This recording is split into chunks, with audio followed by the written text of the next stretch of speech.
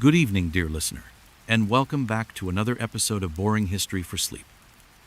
Tonight, we'll be exploring the fascinating superfoods that medieval peasants ate that modern science completely forgot about.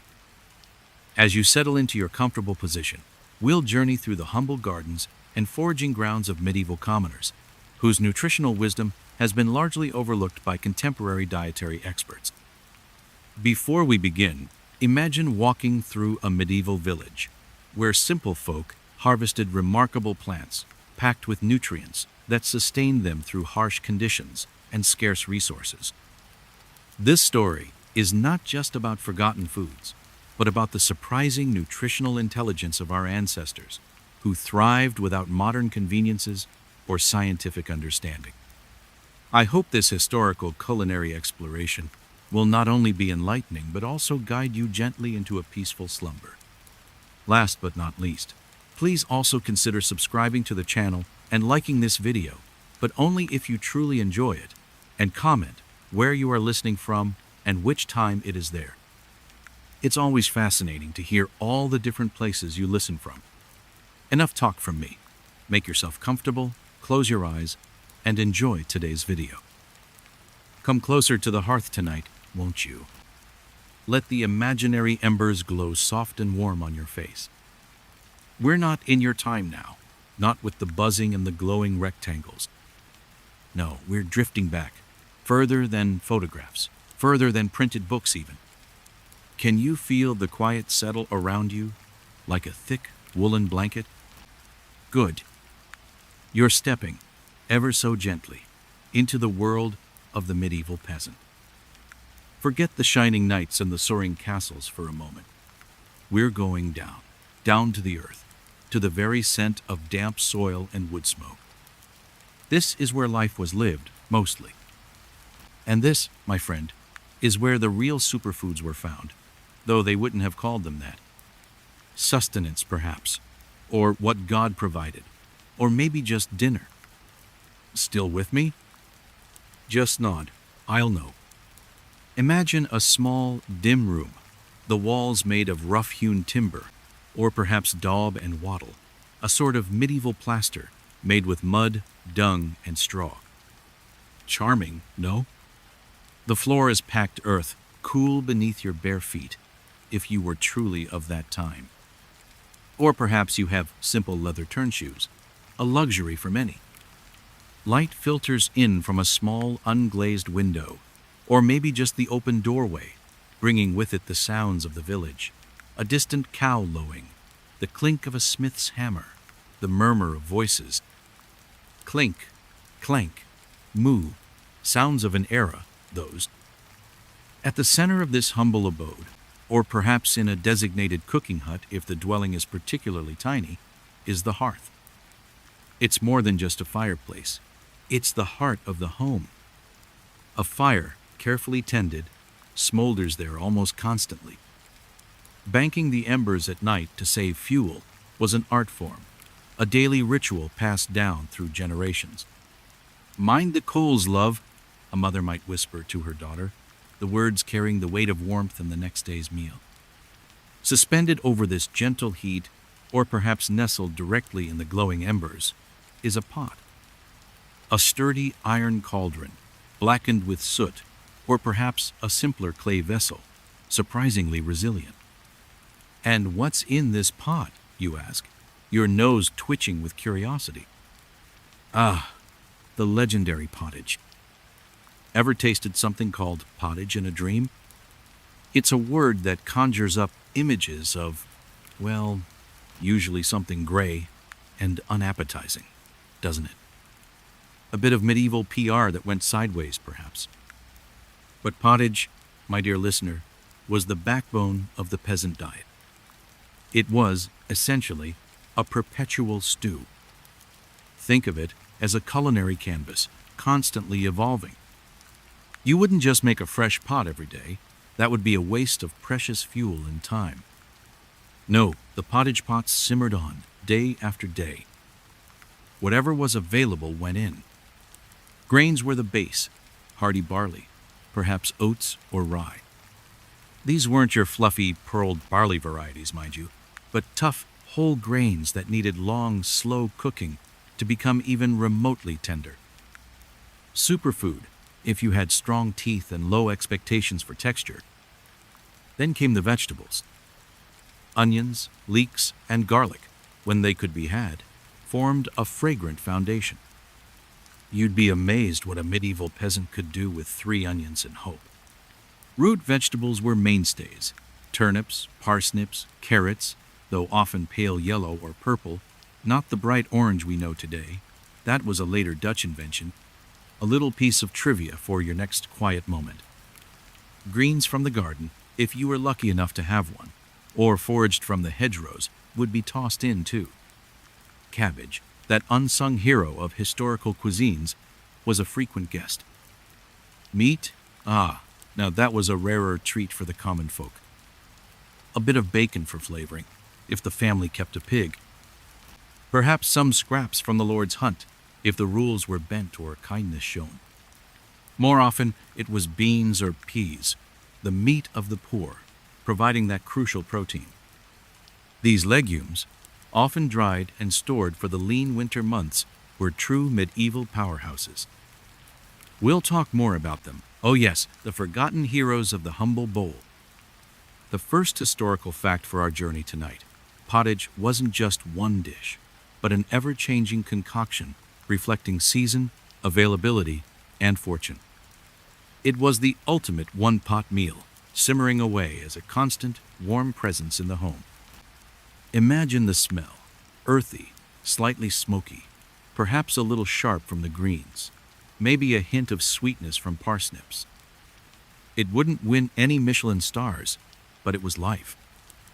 And accompanying this pottage, bread, of course. But again, cast aside your visions of fluffy sourdough or delicate baguettes. Peasant bread was typically dark, dense, and made with coarser flours like rye or barley, sometimes with pea or bean flour mixed in during hard times. Second fact, this bread, often called maslin, if it was a mix of wheat and rye, or simply cart bread, for the roughest sort, was so central that a peasant's wages were often measured in how much bread they could buy. It was a trencher as much as a food, a sturdy slab to soak up the pottage, or even used as a makeshift plate that could then be eaten or given to the dogs or the even hungrier. Nothing wasted, you see. You might be wondering about flavorings. Salt was available, but could be expensive depending on your distance from the sea or salt pans. Herbs were key: parsley, sage, thyme, marjoram, hyssop, many grown in small cottage gardens or foraged. These weren't just for taste. Many herbs held medicinal properties in folk wisdom. A little savory in your pottage might also be thought to settle the stomach or ward off a chill. Clever, really. Our third fact for this evening: clean drinking water was not always a given. While wells and springs were used, the water could often be suspect. So, what did people drink? Mostly small ale or cider. This weak, low-alcohol ale was a source of calories and was generally safer than water because the brewing process killed many harmful bacteria. Children drank it too. Not exactly a juice box, is it? But then, no kale smoothies here, just pottage and prayer. So, there you are, at the threshold of this culinary past. The air is thick with the scent of wood smoke and simmering grains. The light is dim, the sounds are earthy. It's a world away from our own, yet strangely familiar in its pursuit of warmth, sustenance, and the comfort of a shared meal, however humble. It's a world of making do, of finding nourishment in the overlooked and the ordinary. And the pottage, coarse though it was, tasted like resilience. Sleep on that thought for a moment. Come close to the hearth again, just for a little while longer. The fire from last night is a gentle glow now, ready to be coaxed back to life. Can you hear the soft rustle of straw as someone stirs nearby, perhaps in the half-light of dawn? Shh, let's not wake them yet.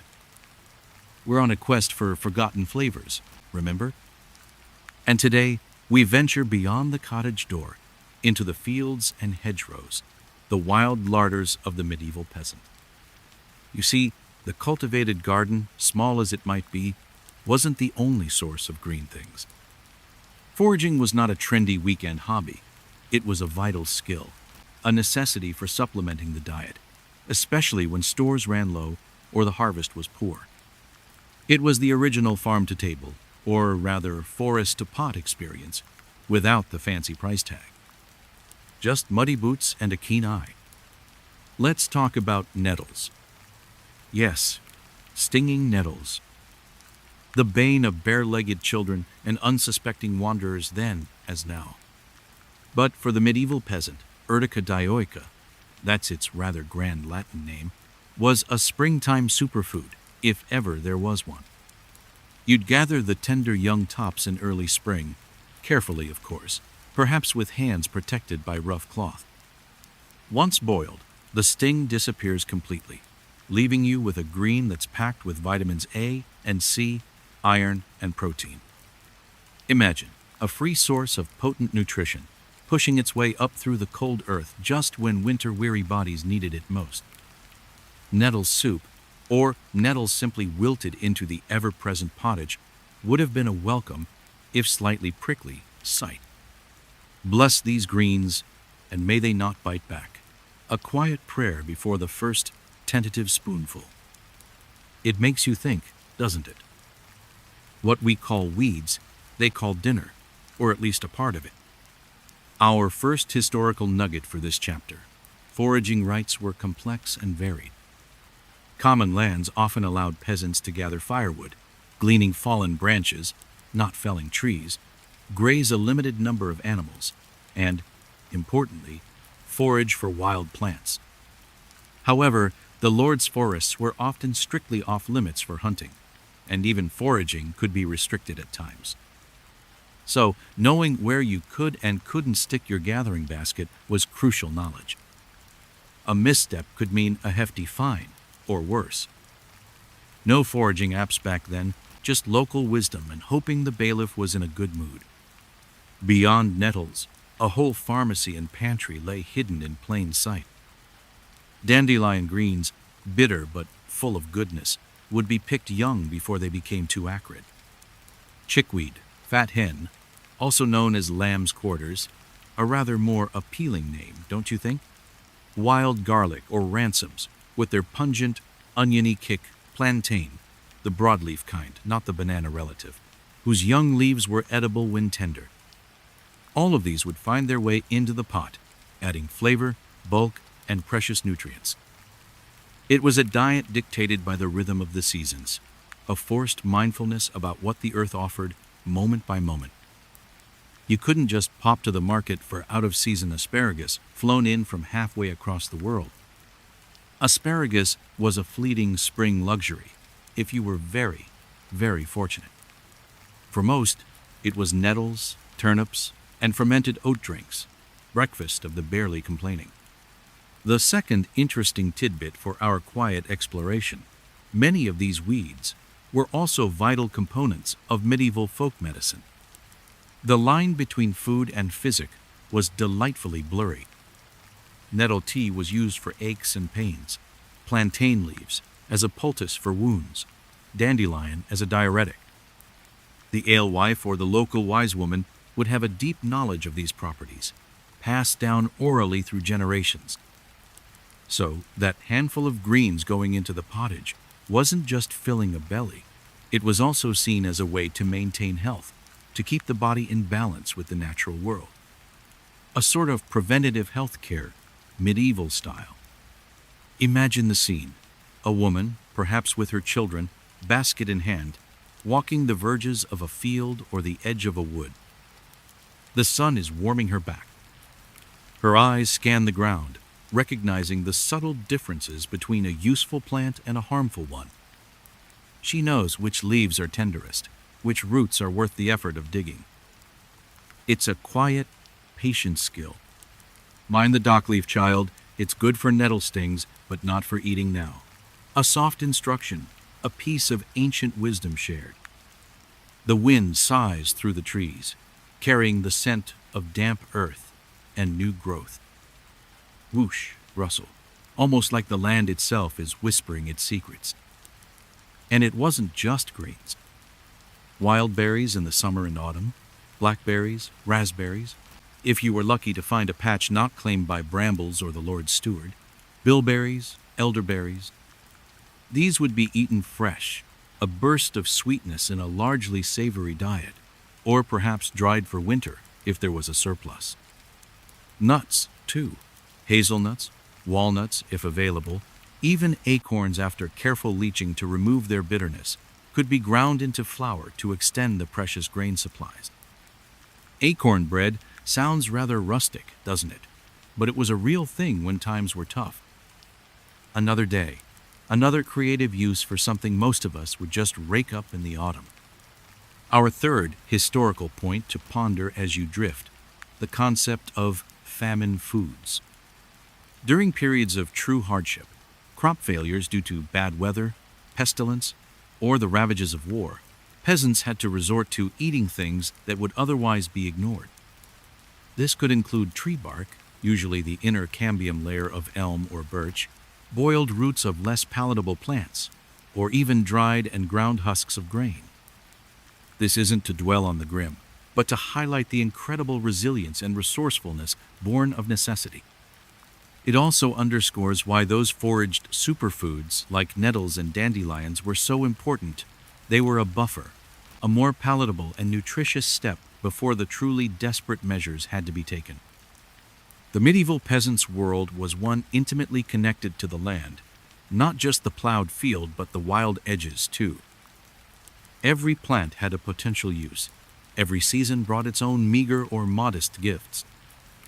There's a certain kind of deep knowledge in that, a wisdom we've perhaps forgotten in our Isles of Plenty. To look at a stinging nettle and see not a nuisance, but a promise of nourishment. To understand the subtle language of the landscape, reading its edible secrets. It's a quiet power, isn't it? And the foraged greens, wild and untamed, tasted like the ingenuity of the earth itself. Just something to think about as you settle deeper into your own cozy bed. Are you feeling settled in this quiet past we're exploring? Good. Let the sounds of your own world fade just a little more. Tonight, we dig down, quite literally, into the earth that sustained our medieval peasants. We're talking about roots, the sturdy, unassuming workhorses of the medieval diet. Not the most glamorous of topics, perhaps, but essential, like the strong, gnarled hands that pulled them from the soil. When you think of medieval vegetables, one particular root often springs to mind, usually accompanied by a sigh, doesn't it? The turnip. Oh, the much-maligned turnip. It's become a sort of shorthand for bland, monotonous peasant fare. And yes, it's true, turnips were plentiful. They grew relatively easily in the often poor soils, stored reasonably well, and provided bulk when little else was available. Another day, another turnip. It was a refrain echoed in the grumbling stomachs of many, I'd wager. But let's not be too hasty in our dismissal. Imagine a cold, damp evening, the wind whistling through the ill-fitting cracks in the wall. The pottage is bubbling, and into it goes the humble turnip, chopped and simmered until it's soft, its slight bitterness mellowed by long cooking, its substance helping to thicken the broth. Perhaps its green tops, if young and tender, were also added, a double win from one plant. You wouldn't write poetry about it, perhaps, but you'd be grateful for its presence in your bowl. Superfood? Maybe a super filler, if we're being gently ironic. Beyond the ubiquitous turnip, however, lay a hidden world of other root vegetables, some more familiar to us than others. Parsnips, for instance. Now, parsnips, before the arrival of sugarcane sweetness in widespread European diets, were a prized source of natural sugar, especially after a frost when their starch is converted. Roasted in the embers of the fire until their edges caramelized, or boiled and mashed, they offered a comforting, earthy sweetness that would have been a welcome contrast to the often savory or bitter notes of other foods. A parsnip was a treat, a small joy from the cold ground. "Mind that parsnip doesn't burn, Alara. It's the last of the good ones," a whispered caution from a grandmother, her eyes reflecting the firelight. Our first historical morsel for tonight. Root vegetables were vital for surviving the hungry gap. This was the period in late winter and early spring when the previous year's stored grains and dried foods were dwindling and new crops had yet to mature. Roots like turnips, parsnips, and carrots, if stored properly in cool, dark places like a root cellar, which might just be a pit dug in the earth, lined with straw, could last for months, providing crucial calories and nutrients when fresh options were scarce. They were the bridge between one harvest and the next. Then there were carrots. But as we touched upon, not the uniformly bright orange ones you picture. Medieval carrots came in a delightful array of colors: purple, yellow, white, and sometimes a dull reddish hue. They were often smaller and more forked than our modern varieties, perhaps a bit woodier too if left in the ground too long. Still, their sweetness, when present, was valued, and they added color and interest to the pottage. Imagine a stew not just brown or green, but flecked with pale yellow and surprising purple. A feast for the eyes, relatively speaking. And what about some of the more forgotten roots? Ever heard of skirret? Sium cicerum. It's a perennial plant whose clustered, sweet, white roots were cultivated in medieval gardens. It was described as being somewhat like a parsnip, but more delicate in flavor, and often eaten boiled or roasted. It fell out of favor over time, perhaps because it was a bit more fiddly to prepare with its slender roots, but for a while it held its place at the peasant's humble table. Or rampion, with its bell-shaped flowers and edible roots that were eaten like radishes, and its leaves used in salads. Yes, salads, not the elaborate constructions we know, but simple collections of fresh leaves and herbs, often foraged. Our second historical truth to unearth: the distinction between garden vegetables and wild foraged roots wasn't always stark. Some plants, like wild parsnip or wild carrot, Queen Anne's lace, had edible counterparts, though extreme care was needed as some lookalikes in the Apiaceae family are dangerously toxic. This underscores again that deep ingrained plant knowledge that was so vital for survival. Knowing your roots, in every sense of the word, was paramount. One mistake could mean more than just an upset stomach. The preparation of these roots was simple, dictated by the available tools and fuel. Boiling in the pottage was common. Roasting in the hot ashes of the hearth was another method, which would have brought out their natural sweetness. Sometimes they might be mashed, or, if part of a slightly more prosperous household with access to fats, perhaps fried with onions if a bit of lard was to hand. Sizzle, pop, the sound of a small extravagance. Consider the sheer effort involved. These roots didn't leap from the supermarket shelf, washed and bagged. They were sown by hand, weeded by hand, or with a simple hoe, and harvested by hand, often from heavy, clay soil. Then they were cleaned, often in cold water, and prepared with basic knives. Each mouthful represented a significant investment of labor. It makes you appreciate that humble bowl of stew in a new way, doesn't it?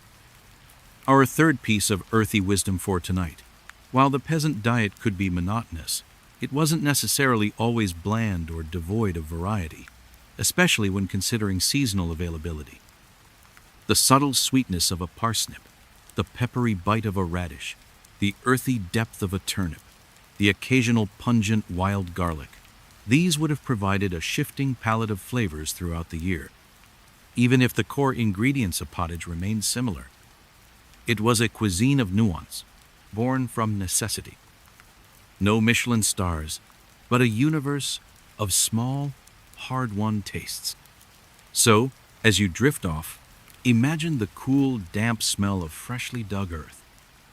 Picture those gnarled, unassuming roots, each holding a spark of sweetness or a sturdy, filling heart. They weren't just food, they were resilience, dug from the soil with hope and hard work. And the turnip, well, it still tasted mostly like turnip, but it was sustenance nonetheless. Sleep now, and dream of roots that reach deep. Welcome back, gentle listener, to our softly lit corner of the past. The imaginary fire still crackles, doesn't it? Or perhaps it's just the sound of the wind through the thatch roof we're pretending to be under. Tonight, we turn our attention to the absolute cornerstone of the medieval peasant's diet, something even more fundamental than pottage or foraged greens. We're talking about grain, and more specifically, the daily bread. It's hard for us, in our world of overflowing bakeries and countless bread varieties, to fully grasp the profound importance of bread in medieval life. It wasn't just something you had with a meal. Often, it was the meal, or at least the most substantial part of it. "Give us this day our daily bread" was not merely a poetic line in a prayer. It was a deeply felt, everyday plea for survival. Still with me? Just a soft sigh will do. Now, when you picture medieval bread, you might imagine a knight gnawing on a tough, dark loaf. And for many peasants, that wouldn't be far from the truth. The finest, whitest bread, made from sifted wheat flour, was largely the preserve of the wealthy, the lords, the church dignitaries. This was called pandemain, or lord's bread. For the common folk, the reality was much grainier. The primary grains available to peasants were often hardier, less refined varieties: rye, barley, oats, and sometimes a coarse type of wheat, or a mixture of these. Rye and barley were particularly common, as they could thrive in poorer soils and harsher climates where wheat might fail. This resulted in breads that were dark in color, dense in texture, and strong in flavor. Think pumpernickel, but perhaps even more robust. Not exactly your fluffy, sliced sandwich loaf. No gluten-free options in the 13th century, just a prayer your teeth held out against the crust. Our first kernel of truth for this chapter: the type of bread a person ate was a direct indicator of their social standing. It was a visual and gustatory class system. At the top, the fine white manchette loaf of the nobility. Further down, maslin bread, made from a mix of wheat and rye, was for the slightly better off commoners or yeoman farmers.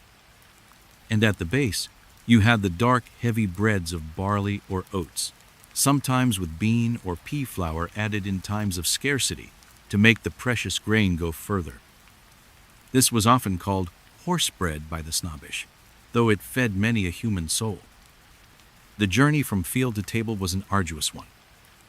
After the back-breaking work of sowing, reaping with sickles, and threshing with flails to separate the grain from the chaff, imagine the dust, the sweat. The grain then needed to be milled into flour. For many peasants, this meant taking their small harvest to the Lord's mill, a watermill or windmill, if one was available. And of course, the Lord or his miller would take a portion of the flour as payment, known as a multure. This was often a point of contention, as millers were frequently accused, sometimes rightly, of taking more than their fair share. Clack, clack, rumble went the millstones, grinding grain and sometimes peasant patience too. If a local mill wasn't accessible or affordable, the grain might be ground at home using a small hand mill or quern. This was incredibly laborious work, usually undertaken by the women of the household. Imagine hours spent, hunched over two stones, grinding, just to produce enough coarse flour for the day's needs. It built strong arms and a deep appreciation for every single crumb. "A little more now, just till it's fine enough," one woman might encourage another. The rhythmic scrape of stone on stone, a familiar sound in the village. Our second historical insight: baking was often a communal affair. Not every peasant household had its own oven.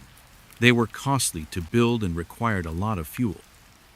Instead, villages often had a communal bakehouse, Or a larger household might have an oven that neighbors could use, perhaps for a small fee or a share of the bread. This also meant that baking happened periodically, not necessarily every day.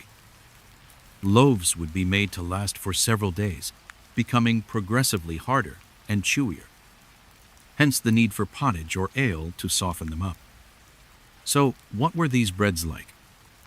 They were typically round, often flat if leavened with just the wild yeasts in the air, or a piece of old dough, a sourdough starter in essence, though they wouldn't have called it that.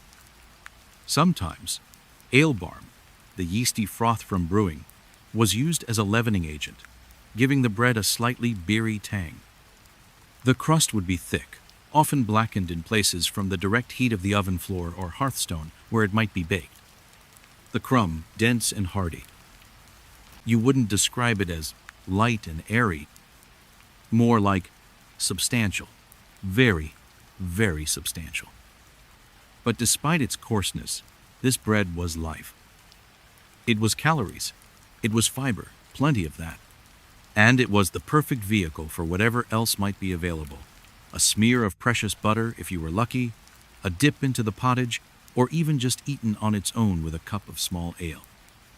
It was the reliable, filling constant in a precarious world.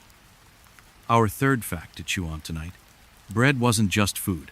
It was also part of agricultural rhythms and even religious symbolism. The cycle of plowing, sowing, and harvesting was deeply ingrained in the peasant calendar, often marked by festivals and rituals that blended Christian beliefs with older pagan traditions. Bread, as the product of this vital cycle, carried immense cultural and spiritual weight. And, of course, its central role in Christian communion further sanctified its importance in daily life. So, as you picture that medieval peasant, perhaps sitting down after a long day in the fields, the scent of baking bread, if it was baking day, would have been a profound comfort. The rough texture, the hearty, slightly sour taste, it was the flavor of survival, of community, of the earth itself. It was the taste of home, no matter how humble. And the bread, coarse though it was, tasted like tomorrow's strength. Now, rest easy, and may your own dreams be light and leaven. Settle back in, dear friend, as the shadows of our medieval evening lengthen. The scent of wood smoke is fainter now, perhaps, replaced by the cool, damp air of the approaching night. We've talked of hearths and pottage, of foraged greens and earthy roots, and the dense, dark bread that formed the very bedrock of peasant life. But what about the quiet powerhouses, the unsung heroes that added crucial substance and strength to that daily fare? Tonight, we delve into the world of legumes, the beans, peas, and lentils that were truly the meat of the poor. Are you comfy? Good. In a diet where actual meat was a rare luxury, often reserved for feast days or the Lord's table, legumes were the steadfast providers of protein. They were the muscle builders, the energy givers, the quiet sustainers tucked into the folds of the pottage or forming the basis of their own humble dishes. Think of them as the sturdy pillars holding up the nutritional arch of the peasant household. No fancy protein powders back then, just a handful of dried beans and a lot of patience. Peas were incredibly common, particularly field peas, often dried and stored for year-round use. Peas pottage, a thick soup or porridge made from dried peas, was a staple, so much so that it became nursery rhyme famous: peas pottage hot, peas pottage cold. This wasn't just a whimsical rhyme, it reflected reality. A large pot might be cooked, eaten hot for one meal, and the leftovers consumed cold or reheated later. It was filling, nutritious, and, importantly, made from ingredients that could be stored for long periods. Imagine the comforting, earthy smell of simmering peas, perhaps with a bit of onion or a precious scrap of bacon for flavor if fortune smiled. Bubble, bloop, simmer, the slow song of sustenance. Then there were broad beans, also known as fava beans. These hardy beans grew well in many parts of Europe and were another cornerstone of the peasant diet. Eaten fresh in season, their tender green pods and beans were a treat. More often, they were dried and stored, to be soaked and boiled in the winter months, adding their creamy texture and earthy flavor to stews and soups. You might find them mixed with grains to make a particularly hearty bread, or mashed into a sort of rustic hummus, though they wouldn't have called it that, of course. Just good bean stuff, perhaps. Our first historical beanstalk to climb tonight. Legumes were not just good for people, they were good for the land. Medieval farmers practiced a system of crop rotation, often a three-field system, where one field would lie fallow, uncultivated, each year to recover nutrients. They intuitively knew that planting legumes like peas or beans in a field could improve the soil for the next grain crop, even if they didn't understand the science of nitrogen fixation as we do today. They saw the results: healthier soil, better yields. A little bit of agricultural magic, passed down through generations. Lentils, too, played their part, though perhaps less ubiquitously than peas and beans in some regions. These tiny, lens-shaped powerhouses cooked down into thick, nutritious additions to the pottage, requiring no soaking and cooking relatively quickly, which was a bonus when fuel was precious. They came in various colors: green, brown, red, each adding its subtle flavor and thickening quality to the pot. Can you picture a peasant woman sorting through her store of dried legumes, her hands dusty with the residue, choosing what would go into the evening meal? Rustle, click, tap as the beans fall into the cooking pot. The second leguminous lesson for our sleepy consideration: drying was the key preservation method. In a world without refrigeration or canning, the ability to dry peas, beans, and lentils meant having a reliable food source through the lean winter months and the hungry gap of early spring. Harvested in late summer or early autumn, they would be laid out to dry in the sun, or perhaps hung in airy sheds. Properly dried, they could last for months, even years, a treasure trove of stored energy and protein. This foresight, this careful husbanding of resources, was crucial for survival. And let's not forget the sheer versatility. While often destined for the communal pottage pot, legumes could also be ground into flour, peas flour or bean flour, to extend precious grain flour in bread making, especially during hard times. This would result in an even denser, heavier loaf, but one that packed an extra protein punch. Necessity is the mother of invention, as they say, and the medieval peasant kitchen was a testament to that, turning humble ingredients into survival itself. Another day, another bowl of something beany and hopeful, you might say. Our third point, on peas and company. These humble foods were sometimes viewed with a touch of social disdain by the upper classes, precisely because they were staple peasant fare. While the wealthy also ate legumes, they were often prepared in more elaborate ways, perhaps with expensive spices or as part of complex dishes.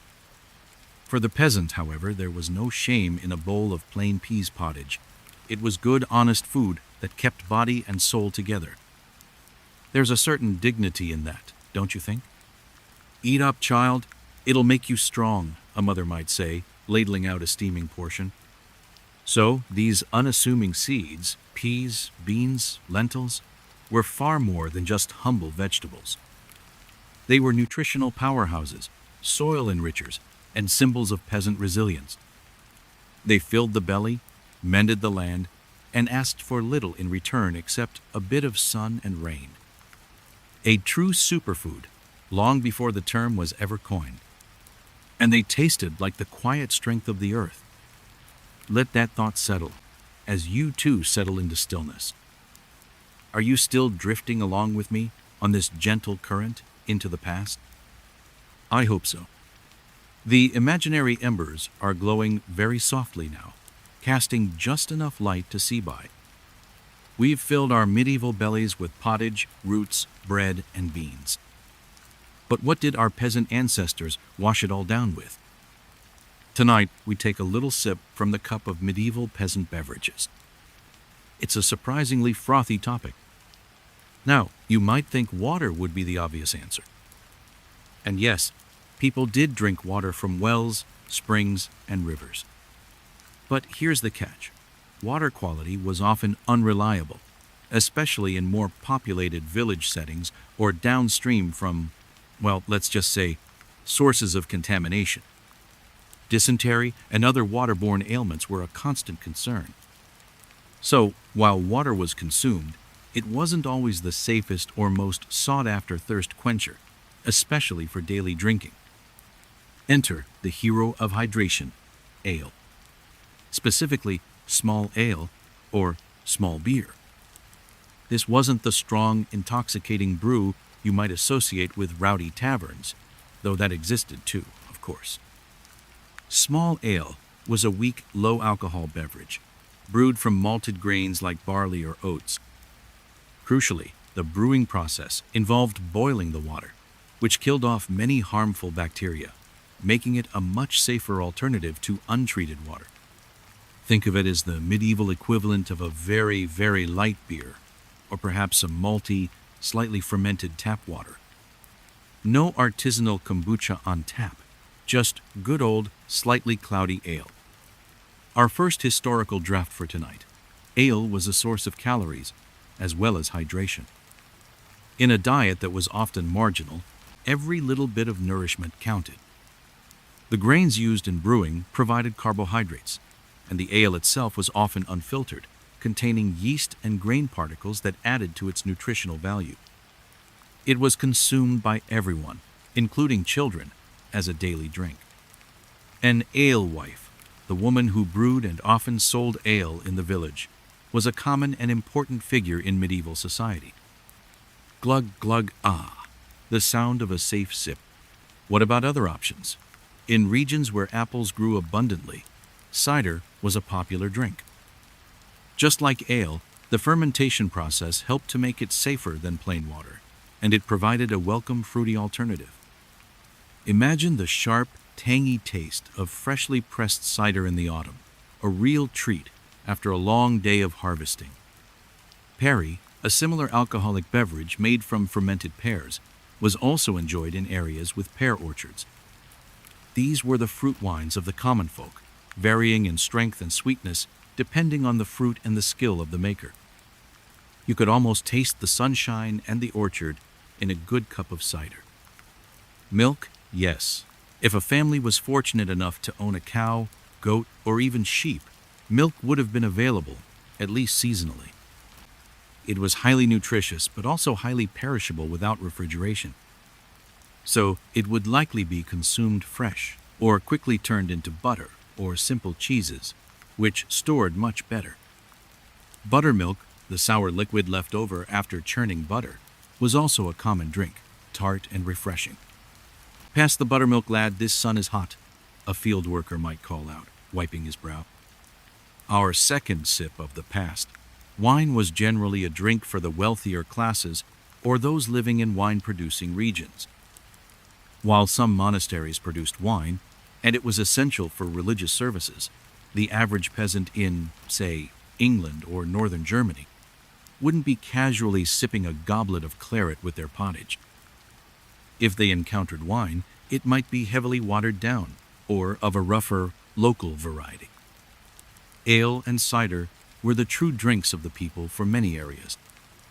And what of mead, that legendary honey wine often associated with Vikings and grand feasts? Mead was indeed known and made, especially in areas where beekeeping was common. Honey was the primary sweetener before sugar became widely available and affordable, so if a household had access to honey, making mead was a possibility. However, honey was also a valuable commodity, so mead might have been more of a special occasion drink for a peasant family rather than an everyday tipple. A taste of golden sweetness, reserved for celebrations or a particularly cold night. Our third and final gulp of beverage history for this chapter, the social aspect of drinking. While much ale was brewed and consumed at home, the village alehouse, if one existed, or if an alewife sold from her home, was a place for social gathering, news sharing, and a bit of respite from the daily grind. It was where stories were told, songs were sung, perhaps a bit off-key after a few too many, and community bonds were forged. Of course, like any gathering spot with fermented drinks, it could also be a place for disagreements, but mostly it served as a vital social hub. So, the medieval peasant's cup wasn't filled with exotic choices, but with practical, often life-sustaining beverages. Ale that was safer than water, cider that captured the taste of the orchard, buttermilk that offered tart refreshment. These drinks quenched thirst, provided calories, and played a role in the social fabric of village life. They were simple, like much of the peasant diet, but essential. And they tasted like the ingenuity of making something safe and comforting from the humble gifts of the land. Now, may your own night be peaceful, and your dreams be untroubled waters. Welcome back, dear dreamer, to our quiet journey through the medieval kitchen garden and beyond. The air is still and calm, isn't it? Just right for uncovering a few more forgotten morsels of the past. We've tasted the hearty, the earthy, the sometimes bitter realities of peasant fare. But what about sweetness? In a world without sugarcane lining every shelf, where did our medieval ancestors find those little moments of sugary delight? Let's explore the subtle art of medieval sweetness, peasant style. Ready for a little taste? First, let's be clear. The intense, refined sweetness we're accustomed to today was virtually unknown to the common person in the Middle Ages. Sugar, derived from sugarcane, was an incredibly expensive imported luxury, often referred to as white gold. It was more likely to be found in the apothecary's chest, used as a medicine or a high-status spice, than in a peasant's porridge bowl. No dessert trolleys in the daub and wattle cottage, just the hope of a ripe berry, really. So, what was the primary source of sweetness for everyday folk?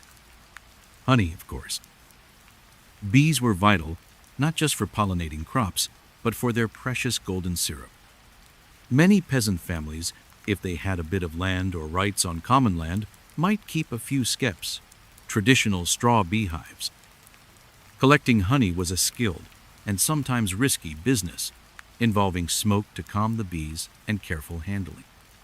The reward? Pure, unadulterated sweetness that could be used to sweeten drinks like mead, to preserve fruits, or, sparingly, to add a touch of luxury to a special dish. Imagine the buzz of bees on a summer's day, a sound that promised future sweetness. Buzz, a tiny, busy promise. Our first sweet historical fact: honey was so valuable that it was sometimes used as a form of currency or to pay rent or tithes. Beeswax, the other product of the hive, was equally important, particularly for making candles, the best sort, far superior to smelly tallow candles, and often required by churches. So, the humble bee was a miniature treasure chest for the medieval peasant. Beyond honey, fruits were the most accessible source of natural sweetness. Wild berries, as we've whispered about before, blackberries, raspberries, bilberries would have been gathered eagerly in season. Apples, from cultivated orchards or wild crab apple trees, were a staple. Some varieties were better for cooking, others for cider, and some, if you were lucky, were sweet enough to eat straight from the tree, a true seasonal treat. Pears, plums, and cherries were also cultivated and enjoyed when ripe. Munch, crunch, the sound of simple, juicy joy. These fruits could be eaten fresh or dried for winter use, their concentrated sugars providing a welcome burst of flavor in the colder months.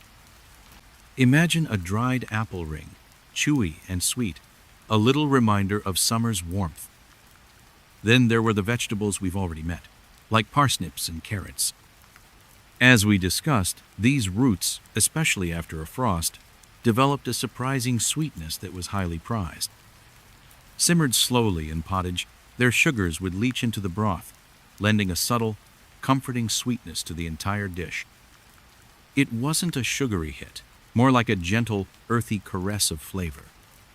Our second nugget of sugary history, malted grains, primarily barley, could also provide sweetness. The malting process, where grain is allowed to sprout and then dried, converts starches into sugars. This malt was primarily used for brewing ale, but the sweet wort, the liquid extracted from the malt before fermentation, could sometimes be used as a sweetener in cooking, or to make small, sweet treats if resources allowed. It would have a rich, treacly flavor. Think of it as medieval malt extract, a byproduct of the all-important ale-making process. And what about sweet herbs? Some herbs, like sweet cicely or licorice root, though the latter was more often foraged or specifically cultivated and could be a bit of a luxury, had naturally sweet properties and could be used to infuse dishes or drinks with a hint of sweetness. Again, we're talking subtle notes, not overwhelming sugariness. The medieval peasant palate was attuned to these gentler flavors, appreciating nuances that our modern, sugar-saturated tongues might miss. Just a sprig of the sweet herb, mind. We don't want to overdo it. A cook might instruct, her sense of balance honed by scarcity. Our third sweet morsel for your dreams. True desserts, as we know them, were largely absent from the peasant table. A meal might end with a piece of fruit in season, or perhaps some nuts. Special occasions, like a harvest festival or a wedding, might see the creation of slightly sweeter breads or fruit tarts if honey and flour were plentiful. But the idea of a daily sweet course was a luxury far beyond the reach of most.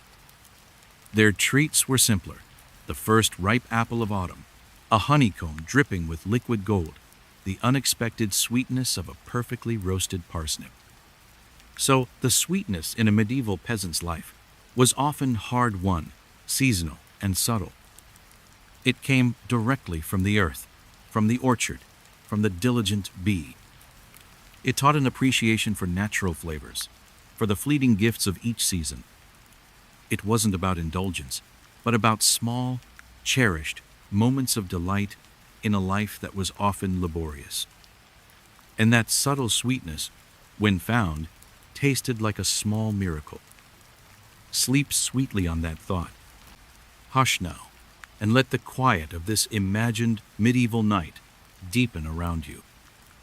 The village is asleep, the only sounds perhaps the distant hoot of an owl or the soft sigh of the wind. We've explored what our peasant ancestors ate, from the ever-present pottage to the occasional sweet treat. But their diet wasn't just shaped by what was available. It was profoundly influenced by a rhythm that governed much of medieval life, the rhythm of feast and fast. Are you listening softly? Good. The Christian church calendar played an enormous role in dictating what people ate and when. It wasn't just Sundays. The year was punctuated by numerous fast days, vigils, and longer periods of restriction like Lent, the 40 days before Easter, and Advent. On these days, typically Fridays, Wednesdays, and various saints' eves, the consumption of meat from warm-blooded animals, and often eggs and dairy products, known as Lenten fare, was forbidden. For a peasant whose diet was already limited, these restrictions had a significant impact. So, what did they eat on these numerous fast days? Fish, if it was available and affordable, became the main substitute for meat. For those living near coastlines, rivers, or well-stocked monastic fish ponds, fresh fish might be a possibility. But for many inland peasants, fresh fish was a luxury. More commonly, it was preserved fish, salted or wind-dried cod, stockfish, or salted and smoked herring, often called red herring from its color. These could be incredibly salty and tough, requiring long soaking and cooking to become even remotely palatable. Imagine the scent of rehydrating stockfish mingling with wood smoke. An acquired aroma, perhaps. Our first historical reflection for tonight. The sheer number of fast days meant that, for a significant portion of the year, the peasant diet became even more reliant on grains, vegetables, and legumes. Fish was the ideal, but its availability and cost meant that many fish days were, in practice, simply meatless days, with an increased reliance on peas pottage, bean stews, and dark bread. This made those already vital superfoods even more critical for survival and sustenance. Another day, another turnip, especially if it was Friday, and the salted herring was too dear. What constituted a feast for a peasant? It certainly wasn't the groaning tables laden with roasted swans and peacocks that we see in depictions of noble banquets. For a common villager, a feast day, like Easter, Christmas, or a wedding, meant a welcome respite from the usual austerity. It might mean a bit more meat in the pottage, perhaps a chicken from their own small flock, or a share of a pig if one had been slaughtered in the village. It could mean better quality ale, or more of it. Perhaps a slightly finer bread, or a simple fruit tart sweetened with honey if the season allowed. Bless this feast, however small, would be a heartfelt grace, the words imbued with genuine gratitude. These feast days were incredibly important for community morale. They were times of celebration, of coming together, of temporarily forgetting the daily grind. The church bells might ring out more joyfully. Ding dong ding, a sound of temporary abundance. There might be music, dancing, and games in the village green. These were the bright spots in a year that could often be monotonous and challenging. Our second point to ponder in the quiet, the concept of Lenten fare spurred culinary creativity, even in the humble peasant kitchen. With meat, eggs, and dairy off the menu for long stretches, cooks had to find ingenious ways to make vegetable and grain-based dishes appealing. Almond milk, made from ground almonds soaked in water, though almonds themselves were a luxury for many peasants, more common in wealthier kitchens or monastic establishments, was sometimes used as a substitute for cow's milk in Lenten recipes if available. Dishes might be flavored more intensely with herbs and spices, the common, locally grown ones, of course, to compensate for the lack of animal fats. And what about those who broke the fasting rules? The penalties could range from spiritual penance, assigned by the local priest, to fines or public shame, depending on the severity and the local customs. The fear of divine displeasure was a powerful motivator for many, but human nature being what it is, and hunger being a powerful force, it's likely that rules were occasionally bent, especially in private. A sneaky bite of cheese on a Friday? It probably happened. Our third and final musing on this rhythm of eating, the feast and fast cycle also had an unintended ecological benefit. The regular abstention from meat, particularly during Lent, would have lessened the pressure on livestock populations and hunting grounds. It was a form of resource management dictated by religious observance, an accidental conservationism that helped maintain a fragile balance. So, the medieval peasant's plate was not just filled by what the earth provided, but also emptied or altered by what the heavens decreed via the church. This constant ebb and flow between restriction and modest celebration shaped their relationship with food, making them deeply appreciative of simple abundance when it came. It instilled a discipline, a patience, and a culinary resourcefulness that is quite remarkable. And the taste of a feast day, however humble, was the taste of pure joy and community spirit. Let that comforting thought cradle you as you drift towards sleep. Gather round once more, dear listener, as the veil of night settles comfortably over our medieval village. The crickets, perhaps, are beginning their nightly song, a soothing chorus to our quiet exploration. We've journeyed through fields and gardens, tasted the humble fare, and sipped the simple drinks. But how did our peasant ancestors hold on to the precious food they grew or gathered, in a world without the magic of humming refrigerators or deep freezers? Tonight, we peek into the peasant's pantry, a place of ingenuity and careful planning. Are you cozy? Let's begin. The peasant's pantry wasn't a walk-in wonderland of neatly labeled jars and tins, of course. It was more a collection of strategies, of knowledge passed down through generations, enabling families to survive the lean months when the earth gave less freely. The goal was simple: to make the bounty of the harvest last until the next one, to bridge the hungry gap we've spoken of. No vacuum sealers in the medieval pantry, just salt, smoke, and a silent prayer against mold and mice. Drying was one of the oldest and most effective methods. Fruits like apples and plums could be sliced and laid out in the sun, or perhaps near the warmth of the hearth, until they were leathery and concentrated in their sweetness. Herbs, gathered in their prime, would be hung in bunches from the rafters, their aromatic oils preserved as they dried, ready to flavor the winter pottage. Rustle, rustle, the sound of dried herbs waiting patiently. Peas and beans, as we know, were left to dry in their pods before being threshed and stored in sacks or clay pots. Even some vegetables, like onions and garlic, were plaited into strings and hung in a cool, dry place.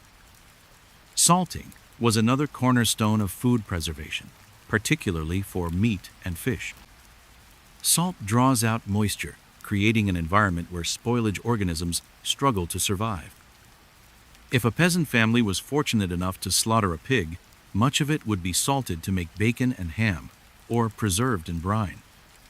Fish, especially herring and cod, were heavily salted, becoming a staple commodity that could be transported inland and stored for long periods. Our first historical pinch of salt for tonight: salt itself was a valuable commodity. Its production, whether from coastal salt pans or inland brine springs, was a significant industry, and access to affordable salt was crucial for ordinary people to preserve their food. Taxes on salt were common, and sometimes a heavy burden.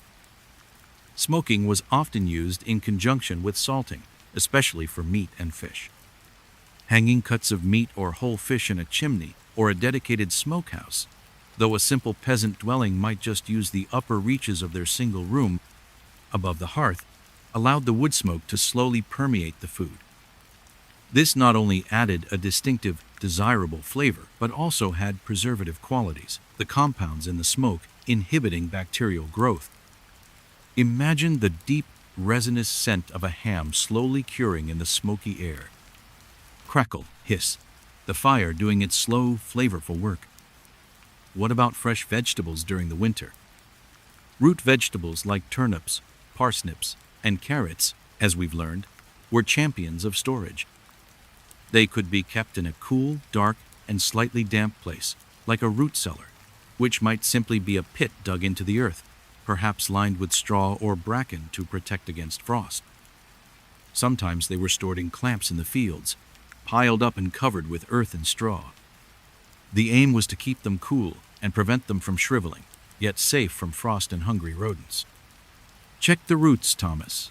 See they're not touched by the frost, a careful householder might say, knowing their winter survival depended on it. Our second preserved tidbit, fermentation, while perhaps not always understood scientifically, was another ancient technique used by peasants. Cabbage, for example, could be shredded, salted, and packed tightly into crocks to undergo lactic acid fermentation, creating a sort of sauerkraut-like dish.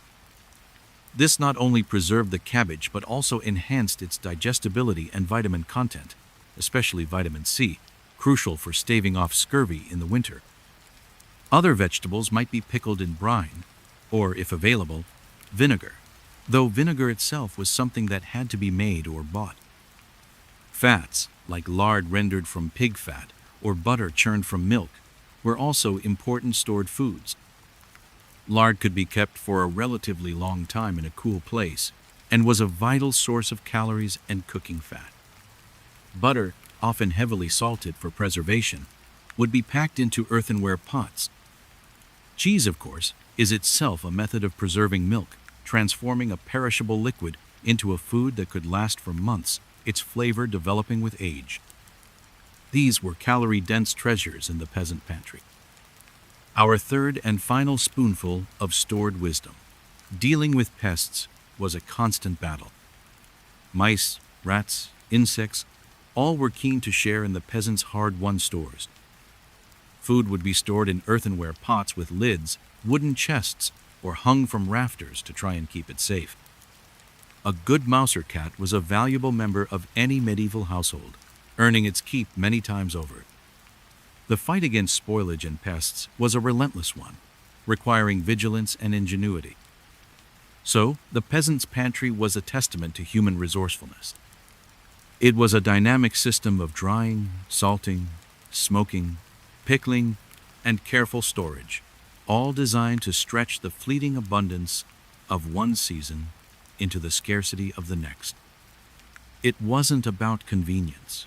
It was about survival, about ensuring there was something, anything, to put in the pot when the snow lay thick on the ground. And the flavors of these preserved foods, often intense and robust, spoke of forethought and resilience. May your own stores be safe and plentiful as you drift to sleep. Come along now, just a little further into our shared dream of the past.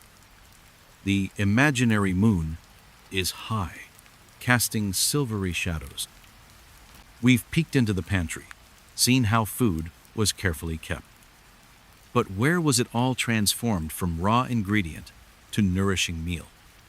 Tonight, we step into the heart of the peasant home, the kitchen such as it was, and explore the simple tools and techniques that shaped their daily food. Lean in and listen to the echoes of ancient cookery. For most medieval peasants, the kitchen wasn't a separate room as we know it. In simpler dwellings, it was often just a designated area within the main living space, dominated by the all-important open hearth.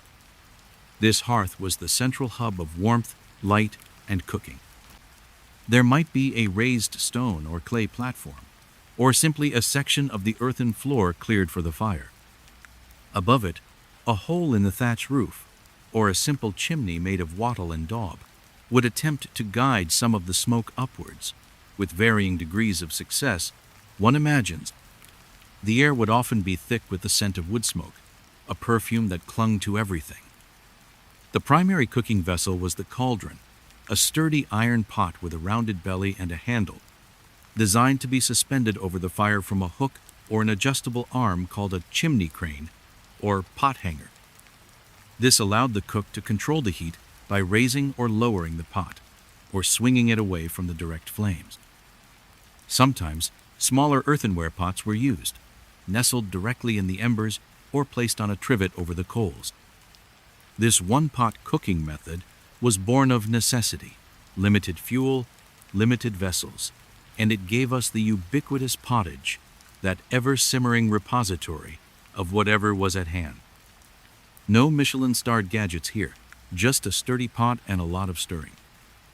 Our first historical utensil to examine, ovens, as in built-in baking ovens, were a rarity in individual peasant homes. They were expensive to construct and consumed a great deal of precious fuel.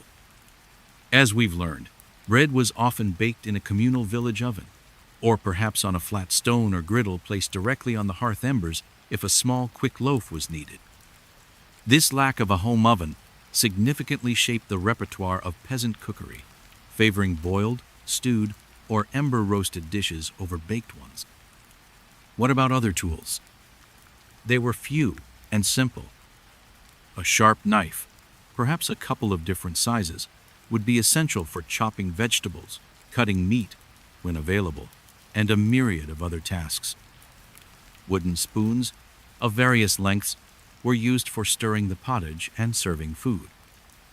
Ladles, also often wooden, helped to dish out soups and stews. Bowls and plates were typically made of wood, treenware, or coarse pottery. Drinking vessels might be wooden tankards, pottery cups, or even horn beakers. Clink, scrape, thud, the simple sounds of a medieval kitchen at work. Imagine the scene. A woman tends the fire, her face ruddy in its glow.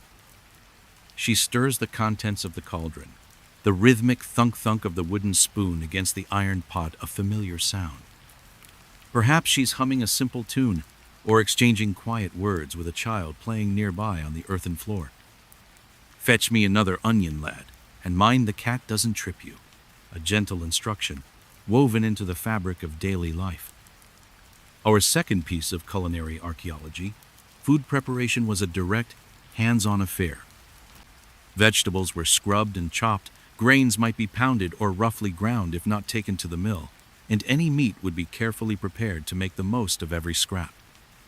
There were no food processors or electric mixers, just strong hands, a good knife, and perhaps a mortar and pestle for grinding herbs or spices, if they had any of the more exotic ones. This intimate connection with the ingredients fostered a deep understanding of their properties and how to best coax flavor and sustenance from them. Techniques were straightforward, dictated by the open hearth. Boiling and simmering were the most common, perfect for the one-pot pottage. Roasting could be done by placing food directly in the embers. Potatoes or other root vegetables cooked this way would have a wonderfully smoky flavor and soft interior.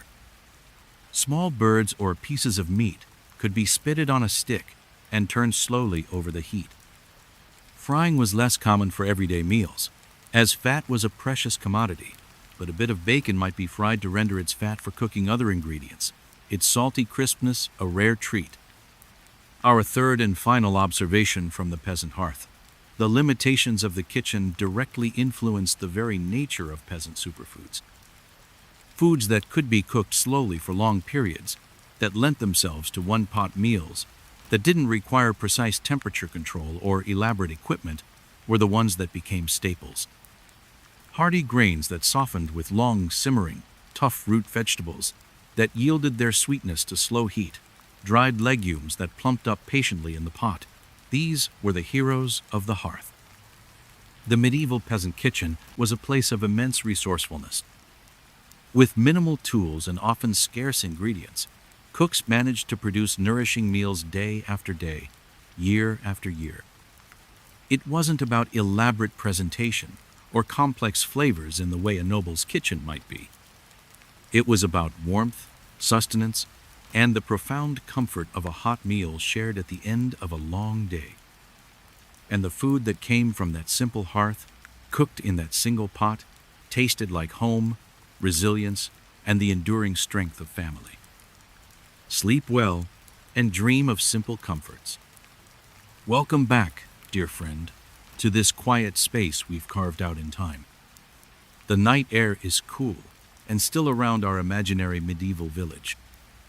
We've shared many a humble meal in our minds, explored the pantry and the hearth. But sometimes, when we look back at the distant past, our view can be clouded by a few persistent myths, can't it? Tonight, let's gently dust off some common misconceptions about medieval peasant food. It's time for a little light myth-busting, served with a side of soothing facts. Still with me? Drifting comfortably? Excellent. One common image of medieval peasant food is that of endless, gray, monotonous gruel. A bleak culinary landscape, offering little joy or variety.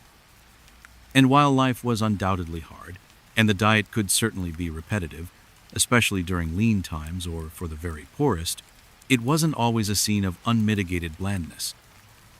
Remember our friend, pottage, that ever-evolving stew? It was far more complex and varied than simple gruel, which is typically just grain boiled in water or milk. Pottage, as we've seen, could contain a multitude of vegetables, herbs, legumes, and occasionally scraps of meat or fish, changing with the seasons and availability. So, not quite the Monty Python sketch of endless mud and gruel, though some days might have felt close, I grant you. Our first historical truth to gently unpack. While the core staples like grains and root vegetables formed the base, the peasant diet could actually incorporate a surprising diversity of micronutrients, especially when considering foraged foods. Those nettles, dandelions, wild garlic, berries, and nuts we've talked about, they all brought a unique profile of vitamins and minerals to the table. Archaeological studies of medieval sites, examining preserved seeds, pollen, and even coprolites, that's fossilized poo, a surprisingly informative window into past diets, reveal evidence of a wider range of plants being consumed than old texts sometimes suggest.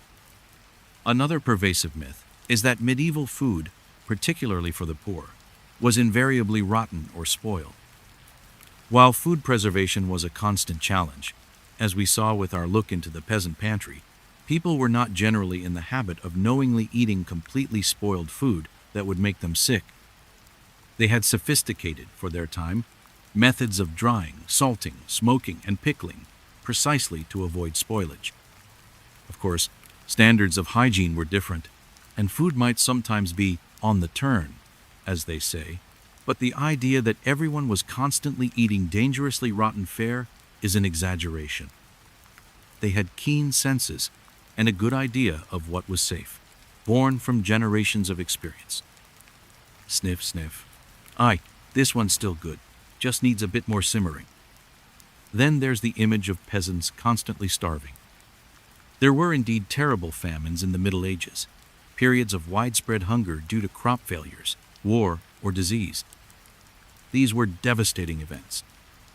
However, in normal years, a reasonably well-settled peasant family with access to land would usually be able to produce or obtain enough food to survive, albeit with little surplus. Their diet might have been calorie sufficient for hard labor, even if it lacked the variety and richness of a noble's table. Our second historical clarification: malnutrition was certainly a risk, particularly a lack of certain vitamins or protein, but outright starvation was an event of crisis, not necessarily the everyday norm for all, everywhere, throughout the entire medieval period. It's also tempting to think of medieval peasant food as a single, unchanging entity across all of Europe for 1,000 years. But that's like saying modern European food is all the same. Diets varied considerably based on geography, climate, local soil conditions, and cultural traditions. Peasants in coastal regions of Italy would have had more access to fish and olive oil than those in the landlocked forests of Germany, who might rely more on pork, rye, and cabbage. Those in wine-growing regions might have access to rough local wines, while others drank ale or cider. Variety was regional as much as seasonal. No single medieval peasant diet fits all. Our third myth to gently dispel: the idea that peasants never tasted meat. While meat was not an everyday item for most, and large cuts of prime meat were definitely for the wealthy, peasants often kept a pig or some chickens. Pork, being relatively easy to raise and preserve, was the most common meat. A slaughtered pig was a windfall, providing bacon, ham, sausages, and lard that could last for months. Chickens provided eggs and the occasional bird for the pot. Hunting game in the Lord's forests was usually forbidden, but poaching did happen, despite the harsh penalties. And on feast days, as we've seen, meat was often part of the celebration. So, while their diet was predominantly plant-based, it wasn't entirely devoid of animal protein. Understanding these nuances helps us paint a more accurate and perhaps more compassionate picture of our medieval ancestors. Their culinary world was certainly limited by modern standards, and life was undeniably tough. But it was also a world of resourcefulness, of deep connection to the land, and of finding sustenance and even small joys in the humblest of ingredients. And their forgotten superfoods were a testament to their ingenuity. Now, let those corrected notions settle gently as you drift further into peace. Settle in, dear friend, as the deepest part of the night enfolds our little medieval village. The only light is the soft glow of the moon, perhaps, or the distant twinkle of stars in a vast, dark sky. We've talked about what medieval peasants ate, how they cooked it, how they kept it. But food in the Middle Ages, as in any time, was more than just fuel for the body. It was intertwined with belief, with tradition, with a whole universe of folk wisdom and superstition. Tonight, let's whisper about the magic and meaning infused in their daily bread and pottage. Are you ready to explore the folklore of food? In a world where life could be uncertain and often harsh, where explanations for misfortune or good luck were sought in both the divine and the unseen, food naturally became a focus for rituals and beliefs. The simple act of eating was often preceded by a blessing, a prayer of thanks to God for providing the meal, however humble. This wasn't just a formality, it was a genuine expression of gratitude and a recognition of their dependence on forces beyond their control, the weather, the harvest, the health of their livestock. Bless us, O Lord, and these thy gifts. The words, spoken softly over a steaming bowl, would have been a comfort. Our first morsel of mystical medieval munchies. Certain foods were thought to hold protective or lucky properties.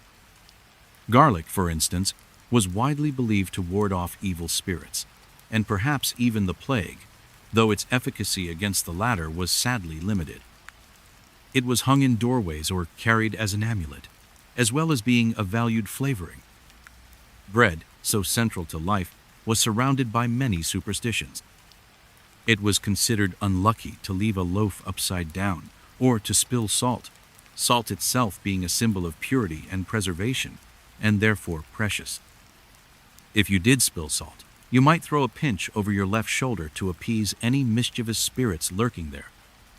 Herbs, as we've touched upon, were seen not just as flavorings but as powerful agents, both medicinal and magical.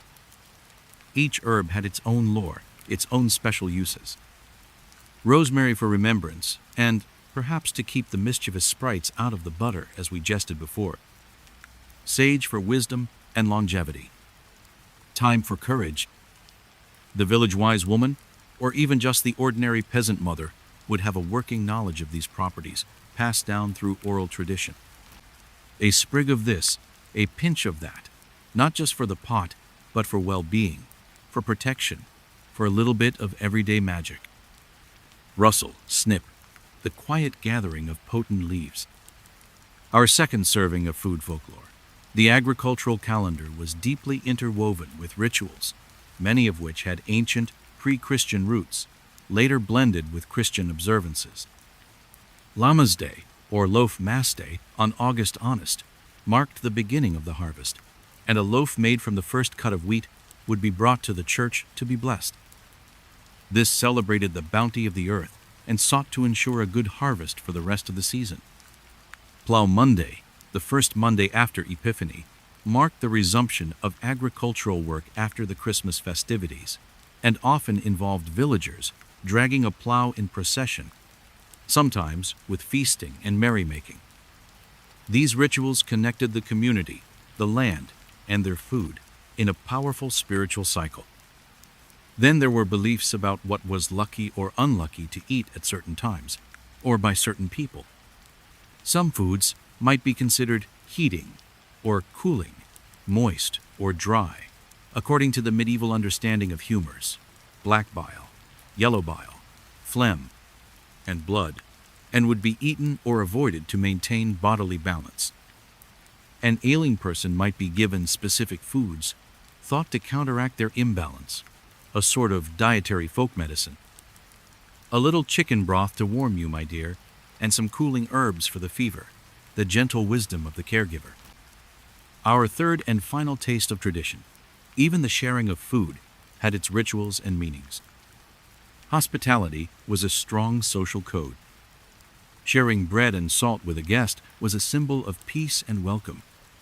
At the communal table, if there was one, there might be an unspoken order of who was served first, or who got the choicest or least burnt portions. Food was a way of reinforcing social bonds, of expressing care, and sometimes of subtly asserting status, even within the peasant community. So, for the medieval peasant, food was not merely sustenance. It was imbued with layers of meaning, from the sacred to the superstitious. It was a way of making sense of the world, of seeking protection and blessing, of celebrating the turning of the seasons, and of connecting with community and tradition.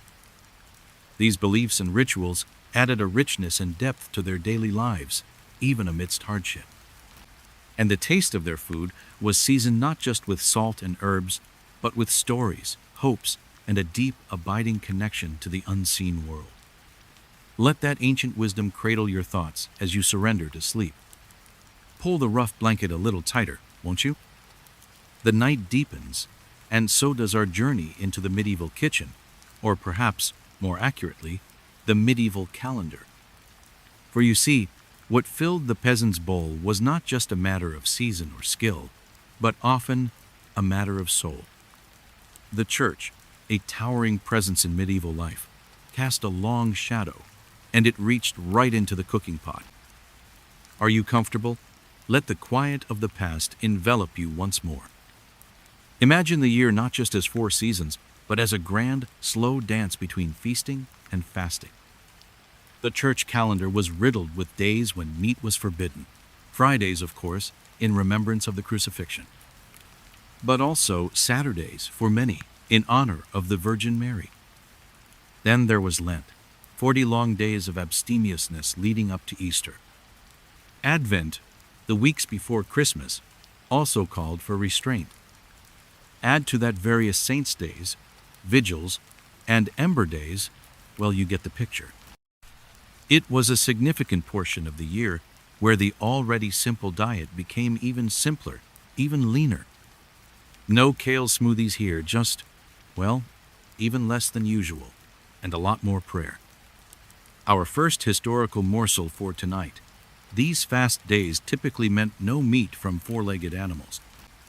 Sometimes, depending on local custom or the strictness of the observance, it could also mean no animal products at all. No eggs, no cheese, no milk, no butter. Think of your pottage then. The little bit of bacon fat that might have given it savor? Gone. The enriching dollop of butter? Forbidden. The occasional egg stirred in for substance? Out of the question. This was when the true creativity of the peasant cook, or perhaps their sheer endurance, came to the fore. The pottage would be thinner, relying heavily on grains, root vegetables, and perhaps some early spring greens if it was Lent. Bless this waterish stew, a mother might sigh, hoping it would stretch far enough. So, what did they eat when meat was off the menu? Fish, if they could get it. If you lived near the coast, or a river, or a well-stocked monastery pond, you might have access to fresh fish. Herring, cod, pike, eels, these were common. But for many inland peasants, fresh fish was an impossible luxury. Instead, they relied on preserved fish, salted, smoked, or dried. Salt cod, so hard it was said you could use it to shoe a horse, had to be soaked for days and beaten to make it edible. Smoked herrings, or red herrings, were a staple, pungent and strong flavored, a little going a long way to season an otherwise bland dish. The scent of them frying, if a little fat was permitted, would be a powerful aroma in the small village huts. Now, for our second, rather curious historical fact.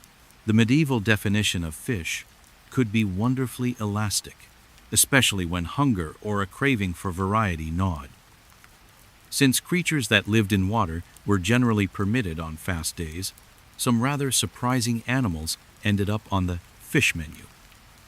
Beaver tail, for example, being scaly and often in the water, was sometimes considered permissible.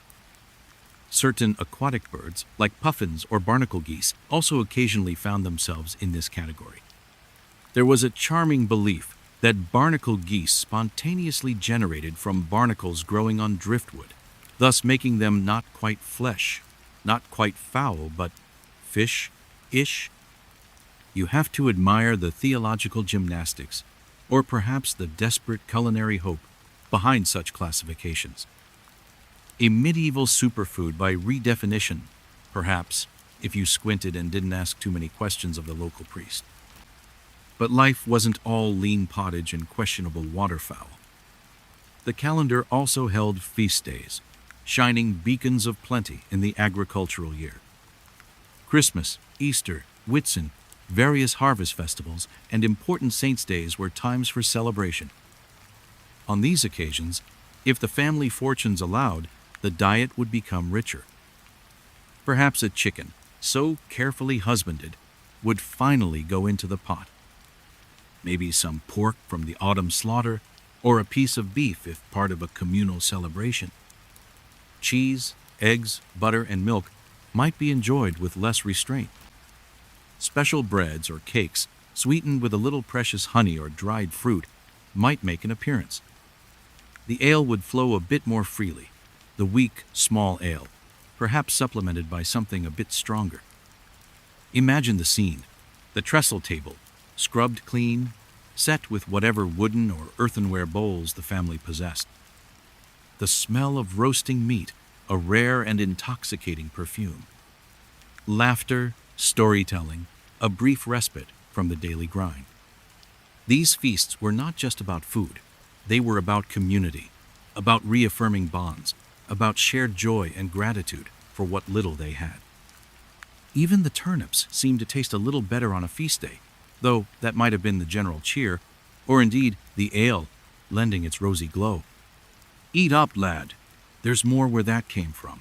Well, for today at least," a father might say, his voice thick with rare indulgence.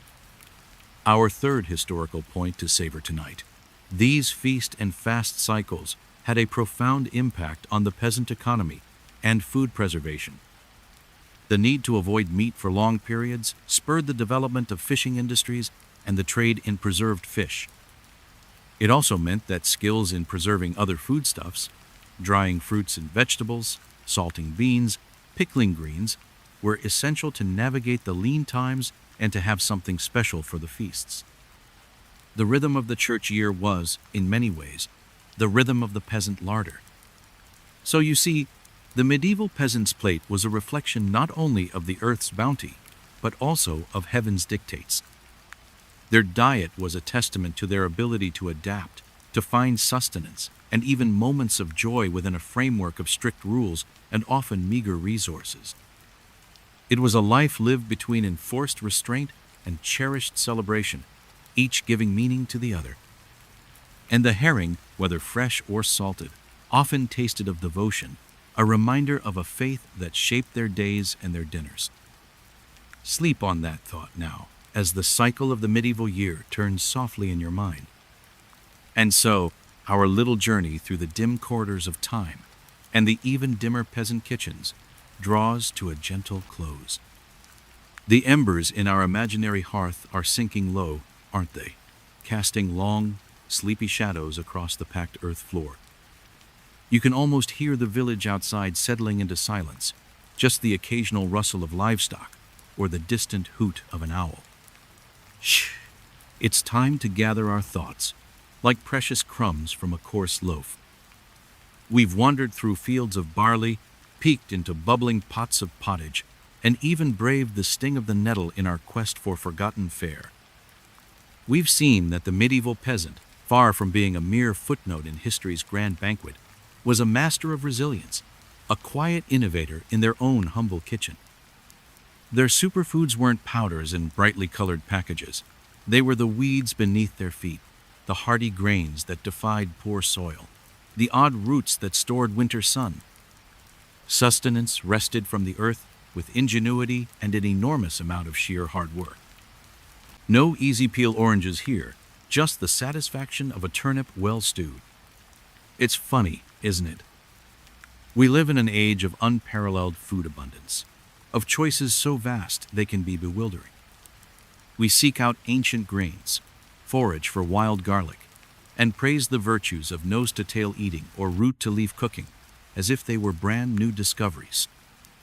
Yet, in many ways, we're echoing the practices of those medieval ancestors, albeit with considerably less mud on our boots and a much lower risk of immediate starvation if our foraging efforts fail. Perhaps there's a deep, quiet wisdom in their ways that still calls to us, a yearning for connection to the sources of our food, for a simpler, more elemental nourishment. Or maybe we just like the idea of nettle soup, as long as someone else picks the nettles. You'd be amazed what a medieval peasant could do with 3 onions, a handful of barley, and unwavering hope. They faced hardship, monotony, and the ever-present threat of hunger, yet they found ways to endure, to create flavor, to mark occasions with small joys. Their lives, so often depicted as relentlessly grim, also held moments of quiet contentment, the warmth of the hearth, the taste of freshly baked bread, however coarse, the shared laughter over a cup of weak ale. These were the true superfuels of their existence. Thank you for walking these dusty, sometimes muddy, paths with me. For peeking into these smoky huts and simmering pots, for lending your ear to these whispers from the past. It's been a privilege to share these forgotten flavors and folk wisdom with you. Still with me as we reach the very end? I hope these tales have offered a little warmth, a little curious comfort as you prepare for sleep. If these gentle meanderings through medieval munchies have soothed your mind or sparked a tiny bit of wonder, perhaps you'll consider a soft tap on that like button or even a quiet subscribe. There are many more quiet corners of history to explore, many more gentle stories to tell if you'd care to join again. But for now, let the imagined scent of wood smoke fade. Let the bubbling pottage simmer down in your mind's ear. The medieval peasant knew the deep value of rest after a long day's toil. Now sleep well, and may all your dreams be of bread that tastes like sunshine, and your porridge always be thick enough to hold a spoon upright. Good night,